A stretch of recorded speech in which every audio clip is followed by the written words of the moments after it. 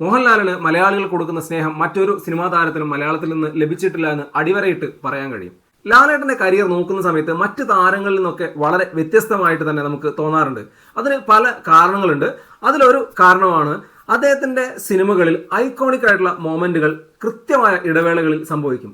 അദ്ദേഹം തുടർ പരാജയങ്ങളുടെ ഭാഗമാവുകയാണെങ്കിലും അത് കഴിഞ്ഞെത്തുന്ന അദ്ദേഹത്തിന്റെ സിനിമ വലിയ രീതിയിൽ സെലിബ്രേറ്റ് ചെയ്യപ്പെടുകയും അതിലൊരു ഐക്കോണിക് മൊമെന്റ് ഉണ്ടാവുകയും ചെയ്യും. അത് നമ്മൾ റീസെന്റ് ആയിട്ട് പരിശോധിച്ചു കഴിഞ്ഞാൽ 2013 ദൃശ്യം ഉൾപ്പെടെ അതിന് ഏറ്റവും വലിയ എക്സാമ്പിൾ ആണ്. ദൃശ്യത്തിലെ ക്ലൈമാക്സ് സീനിലെ ഐക്കോണിക് വാക്ക് മലയാളത്തിലെ തന്നെ ഏറ്റവും മികച്ച സിനിമാറ്റിക് മൊമെന്റുകളിൽ ഒന്നാണ്. അത് വരുന്നത് തന്നെ 2013 തുടർച്ചയായി 5 പരാജയങ്ങൾക്ക് ശേഷമാണ് എന്ന് പറയാം. അത് കഴിഞ്ഞ് പിന്നീട് 3 വർഷങ്ങൾക്ക് ശേഷം 2016 ഒപ്പത്തിന്റെ ഇന്റർവൽ സീനിൽ നമ്മൾ കണ്ടതാണ് ലാലേട്ടന്റെ ഒരു ഐക്കോണിക് മൊമെന്റ്. ഒപ്പത്തിന്റെ റിലീസിന് ശേഷം 1 മാസത്തോളം ഗ്യാപ്പിലെത്തിയ പുലിമുരുകനിൽ നിരവധി ഐക്കോണിക് മൊമെന്റുകൾ ഉണ്ടായിരുന്നു. അതിനുശേഷം നമ്മൾ നോക്കിയാൽ പിന്നീട് ലാലേട്ടന്റെ വലിയ വിജയ ചിത്രങ്ങളൊന്നും കുറച്ച് സമയത്തേക്ക് വന്നില്ല.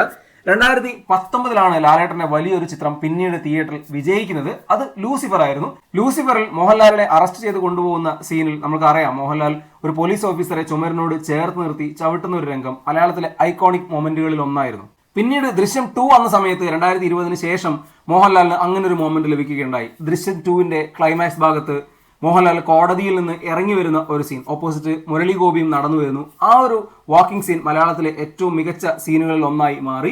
ഏറ്റവും കൂടുതൽ സെലിബ്രേറ്റ് ചെയ്യപ്പെട്ട ലാലേട്ടന്റെ വാക്കിംഗ് സീനുകളിൽ ഒന്നായിരുന്നു. ഇങ്ങനെ നമ്മൾ നോക്കിയാൽ സിനിമകൾ വിജയിക്കുക എന്നതിന്റെ അപ്പുറത്തേക്ക് ഓരോ സിനിമകളിലും ലാലേട്ടന്റെ ഒരു ഐക്കോണിക് മൊമെന്റ് ഉണ്ടാവും. അത് എല്ലാ വിജയ ചിത്രങ്ങളിലും ഉണ്ടാവണമെന്നില്ല, എന്നാൽ കൃത്യമായ ഇടവേളകളിൽ ഉണ്ടായിരുന്നു. ഇപ്പോൾ തന്നെ നമ്മൾ പറഞ്ഞ 2013 2016 2019 പിന്നീട് 2020 ശേഷം 2021 2025 ഒക്കെ അത്തരം ഐക്കോണിക് തിയേറ്റർ മൊമെന്റുകൾ ലാലേട്ടൻ സമ്മാനിച്ചിട്ടുണ്ട്. ഒരു പക്ഷേ മലയാളികൾക്കിടയിൽ ഏറ്റവും വേരോട്ടമുള്ള സൂപ്പർ താരമാവാൻ, ഏറ്റവും വേരോട്ടമുള്ള അഭിനേതാവാകാൻ ഇത്തരത്തിലുള്ള മൊമെന്റുകളാണ് ലാലേട്ടനെ സഹായിക്കുന്നത്. ലാലേട്ടൻ അഭിനയിച്ച് ഫലിപ്പിച്ചത് കൊണ്ട് മാത്രം നമ്മൾക്ക് അങ്ങനെ ഐക്കോണിക് ആയിട്ട് തോന്നുന്ന മൊമെന്റുകളാണിവ. മറ്റേതെങ്കിലും അഭിനേതാവായിരുന്നെങ്കിൽ ഇതെല്ലാം സാധാരണ സിനിമാറ്റിക് മൊമെന്റുകൾ മാത്രമായി പോകുമായിരുന്നു. അതുകൊണ്ട് തന്നെ ലാലേട്ടനിൽ നിന്ന് ഇനിയും ഇത്തരത്തിലുള്ള ഐക്കോണിക് മൊമെന്റുകൾ ലഭിക്കേണ്ടതാണ്. വരാനിരിക്കുന്ന ഒരുപാട് സിനിമകളുണ്ട്, അതിലെല്ലാം ലാലേട്ടന്റെ അത്തരത്തിലുള്ള മൊമെന്റുകൾ ഉണ്ടാവുമെന്ന് തന്നെയാണ് വലിയ പ്രതീക്ഷ.